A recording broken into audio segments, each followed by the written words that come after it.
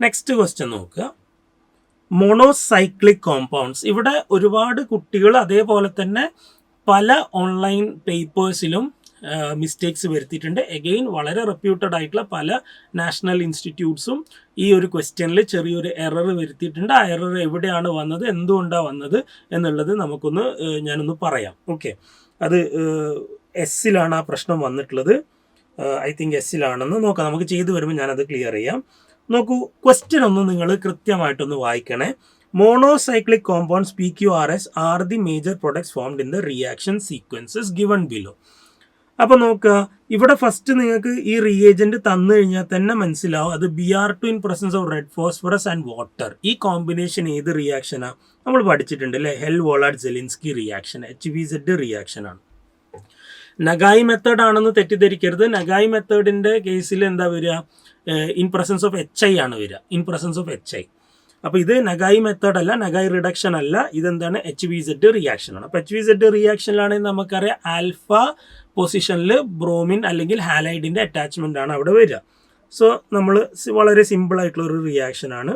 ഇവിടെ COH ഉണ്ട്, ഇവിടെ ആൽഫ പൊസിഷനിൽ ആരുണ്ട്? ബ്രോമിൻ വരും. This is the answer.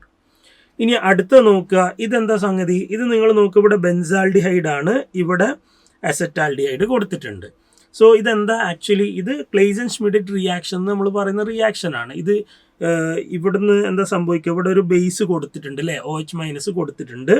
And കൊടുത്തിരിക്കുന്ന ടെമ്പറേച്ചർ 293 Kelvin ആണ്. എനിക്ക് ആ ടെമ്പറേച്ചറിനെ കുറിച്ചും കുറച്ച് കാര്യങ്ങൾ പറയേണ്ടതുണ്ട്. അപ്പോൾ ഇവിടെ എന്താ സംഭവിക്കുക? ആൽഫ ഹൈഡ്രജൻ ഉണ്ടല്ലോ അസറ്റാൽഡിഹൈഡിൽ. അപ്പോൾ OH- എന്ത് ചെയ്യും? OH- ഈ അസറ്റാൽഡിഹൈഡിൽ നിന്ന് H+ റിമൂവ് ചെയ്യും. അങ്ങനെ H+ റിമൂവ് ചെയ്ത് കഴിഞ്ഞാൽ നമുക്ക് അവിടെ എന്താ കിട്ടുക? അവിടെ നമുക്ക് നെഗറ്റീവ് ചാർജ്, അവിടെ ഒരു ന്യൂക്ലിയോഫൈൽ കിട്ടി. ആ ന്യൂക്ലിയോഫൈൽ നമുക്കറിയാം. ന്യൂക്ലിയോഫൈൽ എന്താണ്? അവിടെ റെസനൻസ് വഴി അത് ഇനോലേറ്റ് അയോണായിട്ട് എക്സിസ്റ്റ് ചെയ്യും. എന്നിട്ട് അറ്റാക്ക് ചെയ്യുന്ന സമയത്ത് അത് കാർബണിൻ്റെ മുകളിലേക്ക് നെഗറ്റീവ് ചാർജ് ഷിഫ്റ്റ് ചെയ്തിട്ട് ആ കാർബൺ ആയിരിക്കും അറ്റാക്ക് ചെയ്യാൻ നമുക്കറിയാം. ഓക്കെ, ഇത് ഈ നെഗറ്റീവ് ചാർജ് ഇവിടെ വന്നത് നേരെ വന്ന് ഇവിടെ അറ്റാക്ക് ചെയ്യുന്നു. അപ്പോൾ എന്താ എനിക്ക് ഫൈനലി അവിടെ കിട്ടുക? ഇവിടെ C ഡബിൾ ബോണ്ട് ഉള്ളത് COH ആവും. ഇവിടെ CHലേക്ക് CH2 അറ്റാച്ച് ചെയ്തു. ഇനി C ഡബിൾ ബോണ്ടോ H, ഇതാണ് എനിക്ക് കിട്ടുക. ഇനി പല ആളുകളും ഇത് മിസ്റ്റേക്കായിട്ട് ചെയ്തിട്ടുണ്ട്. അതായത് 293 Kelvinനെ അവർ ഹീറ്റിംഗ് എഫക്റ്റ് ആക്കി എടുത്ത് ഇതിനെ കണ്ടൻസ് ചെയ്തിട്ടുണ്ട്. പല പേപ്പേഴ്സിലും അങ്ങനെ കണ്ടിട്ടുണ്ട്. It's A blunder. അത് തെറ്റാണ്, അങ്ങനെ ചെയ്യരുത്. കാരണം എന്താണെന്ന് വെച്ചാൽ നമ്മൾ കുറച്ചു തിയററ്റിക്കൽ ആസ്പെക്റ്റിനോട് കൂടെ തന്നെ നമുക്കൊരു പ്രാക്ടിക്കൽ ഇൻഫർമേഷൻ കൂടി നമ്മൾ ഗ്യാദർ ചെയ്യണം പല റിയാക്ഷൻസ് നോക്കുമ്പോൾ. ഇപ്പോൾ നമ്മൾ ഇത് ആൽഡോൾ കണ്ടൻസേഷൻ്റെ ഒരു വേരിയൻ്റ് ആണ്. ഇപ്പോൾ ആൽഡോൾ കണ്ടൻസേഷനിൽ വാട്ടർ എലിമിനേഷൻ നടക്കണമെങ്കിൽ അറ്റ്ലീസ്റ്റ് 60 ഡിഗ്രി സെൽഷ്യസ് എങ്കിലും ടെമ്പറേച്ചർ കൊടുക്കണം, ഹീറ്റിംഗ് എഫക്റ്റ് വേണം.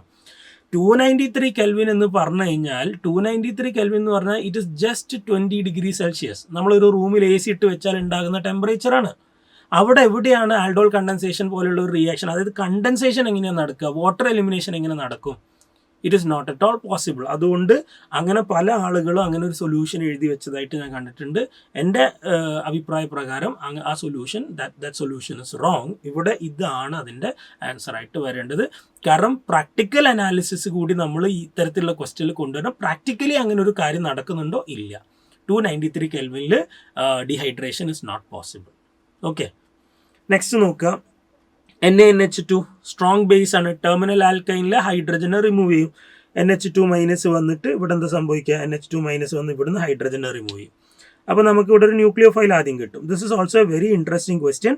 ഇതും ഞാൻ നോക്കിയ സമയത്ത് പല പേപ്പേഴ്സിലും ആളുകൾ തെറ്റിച്ചിട്ടുണ്ട്. എന്താണ് അവർ തെറ്റിക്കാനുള്ള കാരണം എന്നുള്ളത് ഞാൻ പറയാം. ഓക്കെ, സോ നോക്കൂ, ഇവിടെ ട്രിപ്പിൾ ബോണ്ട് നെഗറ്റീവ് ചാർജ് വന്നു. ആൻഡ് നമുക്ക് അവിടെ എന്തുണ്ട്? ഇവിടെ Br ഉണ്ട്, ഡബിൾ ബോണ്ട് ഉണ്ട്. And this is the electrophile. അപ്പം ഇവിടെ ശരിക്കും നമുക്കൊരു ചലഞ്ച് പോലെ ഈ ക്വസ്റ്റ്യനെ ജസ്റ്റ് ഒന്ന് റീഫ്രെയിം ചെയ്യായിരുന്നു IIT കാൺപൂറിന്. കാരണം എന്താ വെച്ചാൽ here there is two possibility for two types of nucleophilic substitution is possible. One is SN2 or SN2 prime. Okay, നമുക്കറിയാം SN2ഉം SN2 പ്രൈമും വരുന്ന കേസിൽ SN2 prime will give you the major product. അതിൻ്റെ കാരണം അതിൻ്റെ ട്രാൻസിഷൻ സ്റ്റേറ്റ് ആണ് ഏറ്റവും stable ആയിട്ട് വരുന്നത് അല്ലേ? അതിന് ഒലിഫിനിക് ക്യാരക്ടർ ആ ട്രാൻസിഷൻ സ്റ്റേറ്റിന് വരുന്നത് കൊണ്ട് തന്നെ അതാണ് ഏറ്റവും സ്റ്റേബിൾ എന്നുള്ളത് നമ്മൾ പഠിച്ചു വെച്ചിട്ടുണ്ട്. അതായത് എന്താണ് SN2 പ്രൈം എന്ന് വെച്ചാൽ, ഇപ്പോൾ SN2 എന്ന് പറഞ്ഞാൽ നേരെ ഇവിടെ വന്ന് അറ്റാക്ക് ചെയ്ത് ഇത് ലീവ് ചെയ്ത് പോകുന്നതാണ് SN2. നേരെ മറിച്ച് ഇവിടെ അറ്റാക്ക് ചെയ്ത് ഈ പൈ ബോണ്ട് ഇങ്ങോട്ട് ഷിഫ്റ്റ് ചെയ്ത് BR ലീവ് ചെയ്യുന്നതാണ് SN2 പ്രൈം. അതായത് നമ്മൾ ട്രാൻസിഷൻ സ്റ്റേറ്റ് നോക്കുമ്പോൾ ഇത്രയും റീജിയനിൽ പൈ ബോണ്ട് ഡെൻസിറ്റി കിടക്കുന്നതായിട്ട് കാണാൻ പറ്റും.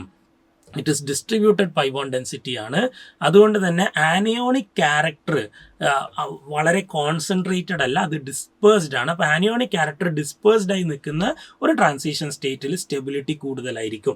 ഓക്കെ, നമുക്ക് എന്തായാലും ഇതിപ്പോൾ എങ്ങനെ ചെയ്താലും ആൻസർ സെയിം ആണ്. നിങ്ങൾ SN2 പ്രൈം ആണ് ചെയ്യുന്നതെങ്കിലും SN2 ചെയ്താലും ബോത്ത് വിൽ ബി സെയിം. കാരണം ഇത് ഈ പൈ ബോണ്ട് ഇങ്ങോട്ട് ഷിഫ്റ്റ് ചെയ്ത് കഴിഞ്ഞാൽ ഇവിടെ ബോണ്ട് ഇവിടുന്ന് BR പോയി, സോ ദിസ് ഗെറ്റ് അറ്റാച്ച്ഡ്. ഇനി ഇങ്ങനെ പോയി അറ്റാക്ക് ചെയ്താലും ഈ ബോണ്ട് ഡബിൾ ബോണ്ട് അങ്ങനെ തന്നെ വരും, രണ്ടും സെയിം ആൻസർ ആയിരിക്കും. ഓക്കെ, സോ ഞാൻ കറക്റ്റ് മെക്കാനിസം ഫോളോ ചെയ്യാൻ ആഗ്രഹിക്കുന്നു. അതുകൊണ്ട് ഞാൻ ഇവിടെ അറ്റാക്ക് ചെയ്യുന്നു, പൈ ബോണ്ട് ഇങ്ങോട്ട് ഷിഫ്റ്റ് ചെയ്യുന്നു, BR ലീവ് ചെയ്യുന്നു. സോ നിങ്ങൾ അങ്ങനെ അല്ലാതെ SN2 മെക്കാനിസം തന്നെ ചെയ്താലും you will get the same product. അപ്പം നമുക്കിവിടെ എന്താ കിട്ടുക? ഇവിടെ ട്രിപ്പിൾ ബോണ്ട് ഉണ്ട് ആൻഡ് ഇവിടെ CH2CH ഡബിൾ ബോണ്ട് CH2. ഇതാണ് എനിക്ക് കിട്ടുന്നത്. Now what's next? അടുത്ത് നോക്കുക, ഇതെന്താ സാധനം? ഇത് കുച്ചറോവ് റിയാക്ഷൻ ആണ്. അപ്പോൾ കുച്ചറോവ് റിയാക്ഷൻ നമ്മൾ എവിടെയാണ് ചെയ്യുക? ട്രിപ്പിൾ ബോണ്ടഡ് സിസ്റ്റത്തിലാണ് നമ്മൾ കുച്ചറോവ് റിയാക്ഷൻ ചെയ്യാറുള്ളത്. ഇവിടെ നിങ്ങളൊരു കാര്യം ശ്രദ്ധിക്കുക, ഇവിടെ ഒരു കാർബൺ ഉണ്ട് കേട്ടോ. ഈ C ട്രിപ്പിൾ ബോണ്ട്, ഇത് ഞാൻ ഇങ്ങനെ എഴുതാം, phenyl ring C triple bond CH2 CH double bond CH2. Okay, ഇനി ഇവിടെ ശ്രദ്ധിക്കേണ്ട കാര്യം എന്താ വെച്ചാൽ, ഇവിടെ ഒരു ട്രിപ്പിൾ ബോണ്ട് ഉണ്ട്, അതേപോലെ തന്നെ ഇവിടെ ഡബിൾ ബോണ്ട് ഉണ്ട്. കുച്ചറോവ് റിയാക്ഷൻ ആണ്. കുച്ചറോവ് റിയാക്ഷൻ ആണ് നിങ്ങൾക്കറിയാം. നമ്മൾ സാധാരണ ഈ മെക്കാനിസം എങ്ങനെയാണ് വർക്ക് ചെയ്ത് പോകുന്നത്? സൈക്ലിക് മെർക്കൂറിയം അയോൺ ഫോം ചെയ്ത് എന്നിട്ട് അതിലേക്ക് H2O അറ്റാക്ക് വന്ന് എന്താണ് ആൽക്കഹോളായിട്ട് മാറുകയാണ് ബൈ മാർക്കോണിക് ഓഫ് അഡീഷൻ, അല്ലേ? മാർക്കോണിക് ഓഫ് അഡീഷൻ പ്രോഡക്റ്റ് നമുക്ക് കിട്ടുന്നു. അങ്ങനെ അത് ഇനോൾ ഫോം ചെയ്തിട്ട് പിന്നെ ടോട്ടോമറൈസ് ചെയ്തിട്ട് കീറ്റോൺ ആയിട്ട് മാറുന്നു. സോ ആദ്യത്തെ കേസിൽ നമുക്ക് കാര്യം വ്യക്തമാണ്, ഇവിടെ C ഡബിൾ ബോണ്ടോ ആയിട്ട് മാറുന്നു. പിന്നെ നമുക്കത് CH2 1 2 3 4 5 3 CH double bond CH2. ഇനി എനിക്ക് ചോദിക്കാനുള്ളത്, does anything happens to CH double bond CH2? CH double bond CH2ന് എന്തെങ്കിലും സംഭവിക്കുന്നുണ്ടോ? എന്താ നിങ്ങൾക്ക് തോന്നുന്നത്? CH double bond CH2ന് എന്തെങ്കിലും സംഭവിക്കുന്നുണ്ടോ? നോക്കൂ മക്കളെ, നമ്മൾ കുച്ചറോവ് റിയാക്ഷൻ എന്ന് പറഞ്ഞ് പഠിക്കുമ്പോൾ അവിടെ ഒരു കാര്യം കൂടി നമ്മൾ പറയാറുണ്ട്. ഇതെന്താണ്? It is also called as acid catalysed hydration എന്നും കൂടി നമ്മൾ പറയാറില്ലേ? ആസിഡ് കാറ്റലൈസ്ഡ് ഹൈഡ്രേഷൻ ആണ്. Acid catalysed hydration. Acid catalysed hydration ആണെങ്കിൽ അവിടെ Hg2+ സാധാരണ നമ്മൾ യൂസ് ചെയ്യുന്നത് ട്രിപ്പിൾ ബോണ്ട് വരുമ്പോഴാണ്. Hg2+ എന്തിനാ ഇത് യൂസ് ചെയ്യുന്നത്? അതൊക്കെ നമ്മൾ പറഞ്ഞിട്ടുണ്ട് അല്ലേ? Hg2+ എന്തിനാ? നോർമൽ ആൽക്കീൻ ആണെങ്കിൽ അവിടെ ആസിഡിക് മീഡിയം മാത്രം വെച്ചാൽ അവിടെ ഹൈഡ്രേഷൻ നടക്കും. പക്ഷെ ട്രിപ്പിൾ ബോണ്ടിൽ റിയാക്ഷൻ നടക്കണമെങ്കിൽ ആസിഡിക് മീഡിയം മാത്രം വെച്ചാൽ പോരാ, അവിടെ ടൈറ്റ് പാക്ഡ് ആണ് ആര്? അവിടെയുള്ള പൈ ബോണ്ട്. 2 പൈ ബോണ്ട് വരുന്നതുകൊണ്ട് ഇലക്ട്രോൺസ് ടൈറ്റ്ലി പാക്ഡ് ആണ്. അതുകൊണ്ട് തന്നെ അതിൻ്റെ ന്യൂക്ലിയോഫിലിക് ക്യാരക്ടർ കുറവാണ്. അപ്പോൾ ആൽക്കീനെയും ആൽക്കൈനെയും കമ്പയർ ചെയ്യുമ്പോൾ alkene is more reactive, alkyne is less reactive. അതിൻ്റെ കാരണം അതിൻ്റെ ടൈറ്റ് പാക്ക് നേച്ചറാണ്. ഇലക്ട്രോൺസ് ഇങ്ങനെ ടൈറ്റ്ലി ലോക്ക് ചെയ്ത് കിടക്കുക. അപ്പോൾ എന്താ ചെയ്യുക? അപ്പോൾ നമ്മൾ അത് ലൂസാക്കാൻ വേണ്ടിയിട്ടാണ് Hg2+ പോലുള്ള ഒരു കാറ്റിയോണ് കൊണ്ടുവരുന്നത്. അപ്പോൾ അവിടെ ഒരു cyclic non classical cation form ചെയ്തിട്ട്, അതായത് സൈക്ലിക് മെർക്കൂറിയം അയോൺ ഫോം ചെയ്തിട്ട് അവിടെ ഇലക്ട്രോൺസിനെ ഡിസ്പേഴ്സ് ചെയ്യിക്കുകയാണ്. അങ്ങനെ ഡിസ്പേഴ്സ് ചെയ്തിട്ട് പിന്നെ വാട്ടർ വന്ന് അറ്റാക്ക് ചെയ്തിട്ടാണ് നമുക്കവിടെ റിയാക്ഷൻ പ്രൊസീഡ് ചെയ്യുന്നത്. പക്ഷേ ഇത് മീഡിയം സ്റ്റിൽ ആസിഡിക്. അതുകൊണ്ട് തന്നെ ഇവിടെ എന്താ സംഭവിക്കുക? അവിടെ ഡബിൾ ബോണ്ടിൽ ഹൈഡ്രേഷൻ നടക്കും. അതും എങ്ങനെയാണ് വർക്കൗട്ട് ആവുക? അതും നമുക്ക് മാർക്കോണിക് ഓഫ് അഡീഷൻ വഴി തന്നെ ആ റിയാക്ഷൻ പ്രൊസീഡ് ചെയ്യും. അപ്പോൾ അങ്ങനെയാണെങ്കിൽ ഇവിടെ CHOH CH3 തന്നെ വരും. കാർബോകാറ്റോൺ ഫോം ചെയ്ത് ഏറ്റവും സ്റ്റേബിൾ കാർബോകാറ്റോൺ റീഅറേഞ്ച് ചെയ്യാനുണ്ടെങ്കിൽ റീഅറേഞ്ച് ചെയ്തതിന് ശേഷം കൊടുത്തു കഴിഞ്ഞാൽ നമുക്ക് ഇതാണ് കിട്ടുന്ന ഫൈനൽ പ്രോഡക്റ്റ് വരാം. ഓക്കെ, അപ്പം ചില ആളുകൾ ചെയ്തിരിക്കുന്നത് എന്താ വെച്ചാൽ, മെർക്കുറി അവിടെ കൊടുത്തിട്ടുണ്ട്, എന്നിട്ട് എന്ത് ചെയ്തു? വെറും ഡബിൾ ബോണ്ടിനെ മാത്രം റിഡ്യൂസ് ചെയ്തു അല്ലെങ്കിൽ ഹൈഡ്രേറ്റ് ചെയ്തു എന്നിട്ട് ആൻസർ കൊടുത്തിട്ടുണ്ട്. അത് തെറ്റാണ്. മെർക്കുറി നമ്മൾ അവിടെ കൊടുത്തിട്ടുണ്ട്. It is Kucherov reaction. It is suppose to hydrate the triple bond. അപ്പോൾ ട്രിപ്പിൾ ബോണ്ട് ഹൈഡ്രേറ്റ് ചെയ്തു. പിന്നെ മീഡിയം ആസിഡിക് ആയതുകൊണ്ട് ഓബ്വിയസ്ലി എന്ത് നടക്കും? ഡബിൾ ബോണ്ടും ഹൈഡ്രേഷൻ നടക്കും. സോ അത് രണ്ടിലും ഹൈഡ്രേഷൻ നടക്കും എന്നർത്ഥം. ഓക്കെ, ലാസ്റ്റ് വൺ നോക്കുക. അടുത്തത് ഓസോണോലിസിസ് ആണ്, റിഡക്റ്റീവ് ഓസോണോലിസിസ് ആണ്. അപ്പോൾ റിഡക്റ്റീവ് ഓസോണോലിസിസ് നടത്തി കഴിഞ്ഞാൽ നമുക്കിവിടെ ഡബിൾ ബോണ്ടോ CH3, ഇവിടെ ഇത് CHO എന്നും വരും. ഓക്കെ, ഇനി അടുത്തെന്താ CH3 MgBr. CH3 MgBr 2 equivalent കൊടുത്തിട്ടുണ്ട്. അപ്പോൾ രണ്ട് സൈഡിലും CH3 മൈനസിൻ്റെ അറ്റാക്ക് വന്ന് അത് ആൽക്കഹോളായിട്ട് മാറും. ഒരു സ്ഥലത്ത് സെക്കൻഡറി ആൽക്കഹോളാവും, ഒരു സ്ഥലത്ത് പ്രൈമറി ആൽക്കഹോളാവും. കീറ്റോൺ ഉള്ളിടത്ത് സെക്കൻഡറി ആൽക്കഹോളാവും, ഇവിടെ സെക്കൻഡറി ആൽക്കഹോളായി. ആൻഡ് താഴെ എന്താവും CHOH CH3. ഓക്കെ, താഴെ സെക്കൻഡറി ആൽക്കഹോൾ, മുകളിൽ ടെർഷ്യറി ആൽക്കഹോളായി, താഴെ സെക്കൻഡറി ആൽക്കഹോളായി. ഓക്കെ, ഇതാണ് എനിക്ക് കിട്ടുന്നത്. റെഡി? ഇനി എന്താ, ഇനി മക്കൾ ശ്രദ്ധിക്കണം. അപ്പോൾ 2 ഇക്വലൻ്റ് നമ്മൾ ചെയ്തു. ഇനി അടുത്തത് ഹൈഡ്രേഷൻ ആണ്, ഹീറ്റിംഗ് എഫക്റ്റ് ആണ്. മിക്ക ആളുകളും ചെയ്തിട്ടുള്ളത് എന്താണെന്ന് വെച്ചാൽ, അവർ ചെയ്ത തെറ്റാന്ന് ഞാൻ പറയുന്നില്ല, പക്ഷേ ചെയ്തതിലൊരു അശ്രദ്ധ സംഭവിച്ചിട്ടുണ്ട്. ഇപ്പം എന്താണ് അശ്രദ്ധ എന്ന് പറയാം. ഇവിടെ ആസിഡ് മീഡിയം കൊടുത്തിട്ട് ആൽക്കഹോളിനെ നിങ്ങൾ ആസിഡിക് മീഡിയത്തിൽ ഹീറ്റ് ചെയ്ത് കഴിഞ്ഞാൽ അവിടെ എന്തായാലും ഡീഹൈഡ്രേഷൻ നടക്കും. അപ്പോൾ ഡീഹൈഡ്രേഷൻ നടന്നു കഴിഞ്ഞാൽ it becomes a cyclic ether. അതൊരു സൈക്ലിക് ഈതറായിട്ട് മാറും, സൈക്ലിക് ഈതറായിട്ട് മാറും. അപ്പോൾ ഇവിടെ എന്താ പ്രശ്നം എന്ന് വെച്ചാൽ, നിങ്ങളിത് ശ്രദ്ധിച്ചോ, മോണോസൈക്ലിക് കോമ്പൗണ്ട് എന്നാണ് ക്വസ്റ്റ്യനിൽ പറഞ്ഞത്. ഇത് സൈക്ലിക് ഈതർ ആയാൽ this becomes bicyclic.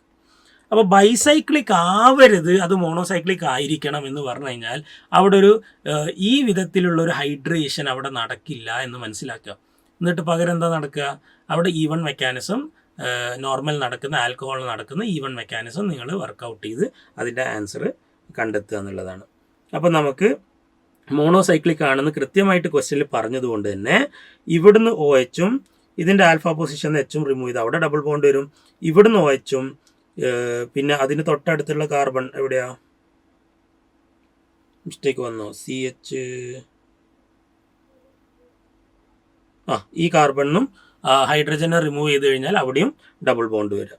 So final answer എനിക്ക് എങ്ങനെ വരും, ഇവിടെ ഡബിൾ ബോണ്ട് വന്നു, ഇവിടെ double. Okay, this will be the final answer. ഇനി നമ്മളോട് പറഞ്ഞിരിക്കുന്നത് എന്താ, the product having the highest number of unsaturated carbon atom.